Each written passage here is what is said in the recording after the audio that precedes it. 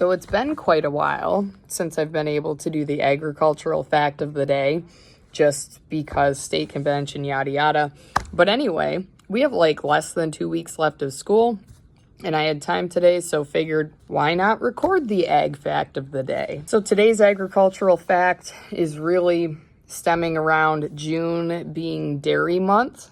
So if you did not know that, it became a thing back in like 1938 or something, that June is National Dairy Month. So due to that, most of the facts that I will probably do for the next few weeks are going to be dairy based, just because there's a lot of facts about milk and it's good to educate my students on that. It's not necessarily something that we would regularly talk about in the classes that I do the ag fact of the day with, so I feel there's benefit there. Today's fact of the day: whole cow's milk contains about 87% water. The remaining 13% contains protein, fat, carbs, vitamins, and minerals.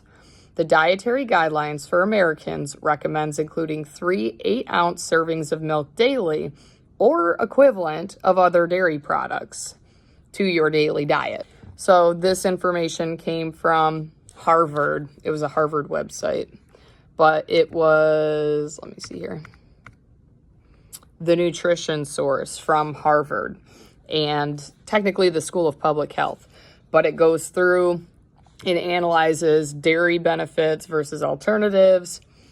As I continued to read, it seemed as though they were a little on the fence about encouraging the consumption of milk.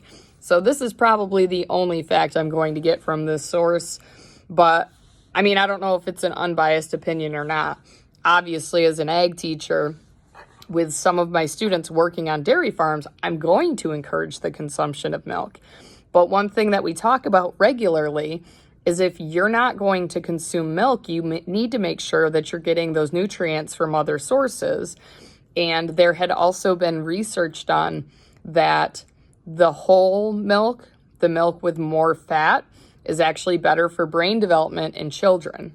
Ironically, I actually don't like consuming milk. I will eat cheese all day long.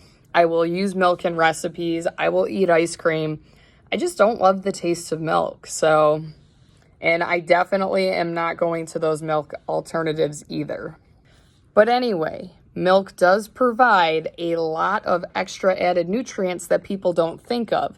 One thing this article stated was that increasing the amount of milk you're drinking actually may increase obesity, but that only makes sense, right? Milk has more calories than water, and even if it's only 3 8-ounce glasses a day, that's still more calories than what water possesses. So yes, it only makes sense that it would increase instances of obesity, but the outweighing of the nutritional benefits of milk versus water, I think, would justify that. Not to mention, if you're an active person, it shouldn't be a problem really anyway, because you're probably burning those calories.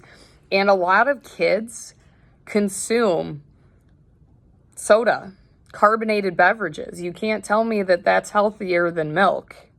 And soda brings its own level of calories. So we could go round and round about this all day. Of course, the only person I'm arguing with here is myself.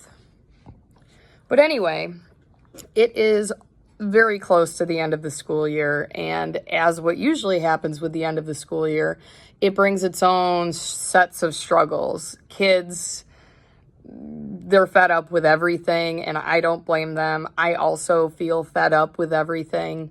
But one thing I have to remind my students of, and most of the kids that I have, this isn't an issue with, but always keep in mind that it costs $0 to be a decent human being. 100%. And I actually have that written on my board. Let me show you.